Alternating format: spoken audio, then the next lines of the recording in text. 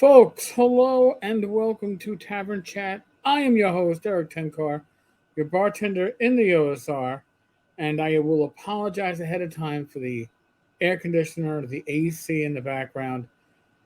We are having a short heat wave here in New York, I don't know, 95 today. It's still, looking at my watch, 88.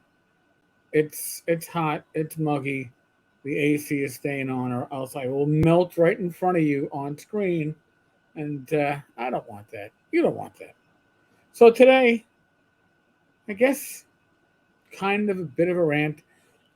I'm gonna give you a little background on this. Somehow, some way, uh, this product, Caravan, with an exclamation point, can't leave out the exclamation point, was one of the tabs that was open on my browser. And I looked at it, and it said it was Dungeons and Dragons 5e, BX, all this stuff, and it was billed as a hex crawl board game hybrid. And I was like, all right, it's $15 for 24 pages plus digital assets. And I started, digging a little bit. And I looked at the reviews, and the reviews were a little surprisingly highly um, energetically efflorescent. I mean, they were just like, "Oh my god, this is the best thing since, well, not just sliced bread, since potpourri and the shitter." I mean, really. And then even the comments, which on drive-through, usually those are questions where you get, "Hey, can you give me some more details on this product?" Or once you come into print, instead was like, "I just can't say enough great things about this. Highly recommend." So $15. I asked my community, that was you all, uh, over on the blog side and on Facebook, what I should do. And overwhelmingly, folks were like, spend the $15. So I did. And what it came down to is it appears to be, now I'm going to say appears to be because they have a legal counsel on staff, according to their credits, but it appears to be nepotism, right? Nepotism is friends or family uh, washing each other's back, you know, making things easy for others. And I found that the four people, two left reviews and two that were commenters, were all playtesters. One of them shares a last name with the author. Two of them have credits on the design team, in addition to being playtesters. So it gets a little suspicious, right? Can I draw a conclusion? I can draw a likely conclusion. Can I say uh, without any kind of doubt? No, I cannot. But I can probably say without reasonable doubt, which would what be a criminal case conviction. It really lines up. But it's got, and if you want to read more about it, go to tenkarstavern.com. I put up a post today, but I'm not reviewing the game or the adventure or the product yet. That'll be either tomorrow or over the weekend. It's gonna have to be a little bit different, more in depth. This was just matching up names. Andre L and Pamela C, matching.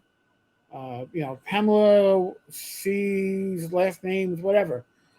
I'm not looking to out people, but I am looking to see how a product can have such hugely positive response the same day it releases at $15 when gamers are a bunch of cheap fucks, right? How many gamers are going to go out there and spend $15 on 24 pages of a PDF? You wouldn't spend $15 on a print book that was 24 pages, right? You're not spending it on a PDF. Especially one that had no preview, a lot of bullshit. But again, this worked me up, and I realized, listen, I know a lot of people in this community. I'm good friends with a lot of people in the gaming community, and I know I've gotten some of the responses when I say I was like, oh, I want to cover the new release by James Bond. Uh, Now, truth in advertising. James and I are good friends. I regard James as a brother, and I've known James for years. That does not mean he doesn't put out good shit. He does, but I am saying that so you know I have a connection. So you can say, well, maybe to somebody else, what James put out would be an 8, but because Tenkar is good friends with this gentleman, maybe Tenkar is making it a 10, right? Because maybe there's some inherent bias. I understand there can be inherent bias. So when I cover Frog God stuff, and if I forget this, I apologize. I try to be on top of it. But when Frog God stuff, hey, I've swum in the Frog God pond. I've gone to conventions on the Frog God dime. All right, that's why Frog God. I don't review stuff. I may highlight new releases and Kickstarters, but I don't do reviews for Frog God stuff because I am too connected. Now, if you are listed as design team, right? If you are listed on game development, you shouldn't be fucking making any kind of commentary on this game, right? Even if you're there for typesetting and proofreading, you shouldn't be making commentary on a product that you worked on. If you play tested a game, all right, yeah, hey, I mention it. By the way, if the reason why you have this inside knowledge is because you play tested some shit, mention it. Okay, so truth in advertising, or just to be open, I was a play tester of Caravan exclamation mark, and I happened to have a really good time play testing it. I didn't find any major faults with it, and those that we did were covered uh, when the author updated it. And I thought it was a really great board game that used the fifth edition rules. Okay, that would be honest, right? That would be honest. Saying, great product, very original and loads of fun. The game basically is a board game where each hex is a different encounter. Some are combat and others are skill based. By the way, to build this as a BX game and then include encounters that are skill based is bullshit. Because we know that BX doesn't have a skill system for this stuff. And although you might try to put one into it, it is not BX. In any case, but there is always a chance for a cool reward. I personally love the reputation awards that are gained from playing. The best part is that this is basically no prep D&D. You don't need to know what each hex has in order to make it a fun encounter. Imagine you get your friends together, but at the last minute someone backs out. You don't want to move your campaign forward down one party member, but you still want to play some D&D. You just pull out Caravan and everyone is happy. I also want to mention that the board is beautiful. Really cool old school art style. So, that is, in theory, an impartial review from John D. John D., who is likely listed under game development and typesetting, proofreading, and playtesting.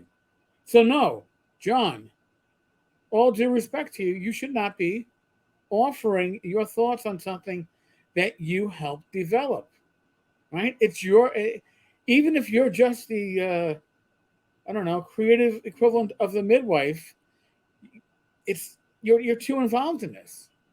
Now, next one is Lauren R. A masterful homage to classic 80s modules within a structured, easy to learn environment. Let me just give you a real eye opener. This isn't an 80s module. It isn't a homage to an 80s module. It is none of that above. Great for newer players and fledgling game masters alike. This hex crawl board game is chock full of exciting and challenging encounters and lots of hidden treasures along the way. No game of Caravan is ever the same, allowing for countless hours of fun again and again. Thoroughly enjoyable, highly recommended. Both gave 5 stars out of 5. 5 stars out of 5. And then we have the comment. Like I said, when people make comments on the sales page on Drive-Thru RPG, It isn't usually to praise the game. It is usually to ask questions, to get more of a focused answer of what's going on. Andre L., this is a great way to really explore and perfect your character's true abilities with a board game. The cargo is what drives the adventure. If you make it back to Gold's Nest, you get payment to next people. You have to fight off many fiends that want your precious cargo. I highly recommend Caravan. 5 stars. 5 stars, but it's not a review, right? This is a comment, which means it's a review masquerading as a comment from someone who is likely listed as a playtester. Pamela C., I have played this amazing adventure. Brilliant. What a joy to journey through with my 6th level female barbarian and our fellowship, adventure, surprises, and treasure. Genius. And the artwork illustrates the author's imagination beautifully. Now, we're going to capitalize the following. Highly recommended. This was put up the same day that this released. So when I go likely playtesters, they played through it already the day it was released. So let's go from likely playtesters to with damn near certainty, these were the playtesters listed. Where's the honesty in this? Again, maybe these are their true opinions, but they are colored opinions due to the fact that they were playtesters. They are colored opinions due to the fact that the others are on part of the development team. Come on. And by the way, I forgot to mention that like the dedication was also to like Lauren and divulge your connections, folks. If you are going to do anything that resembles a review that's supposed to be opinionated, now if this was a paid advertisement, right? I'm a paid shill. This is almost like being a paid shill, right? Because you are, and yes, they're all listed as purchasers, right? Now, why are they listed as or verified purchasers or purchasers? Likely because they got comp copies. If you get a comp copy, my understanding is you count as a verified purchaser on drive-thru. You purchased it for $0. Again, not a bad thing. If you are a featured reviewer, I was for a while, you would get comped copies of these PDFs. Now, when you were a featured reviewer, the thought was, and I don't know if this was ever put into writing, but the understanding was, if you didn't like a product, if it was less than 3 stars, you just didn't review it. Maybe you sent a communication explaining why you thought something was bad. But if it was less than average, you didn't review it. So if you ever see a 3-star review from a featured reviewer, somebody who is getting comped reviews, they probably wanted to give it 2, but they couldn't. Right? So reviews are a great way to sell something on drive-thru. I'm guilty of looking at stuff and going, "Oh, look at that! There's no reviews for that."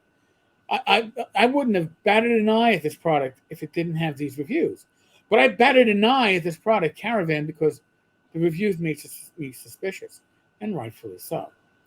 All right, I will include a link to the relevant blog post in the description of this episode.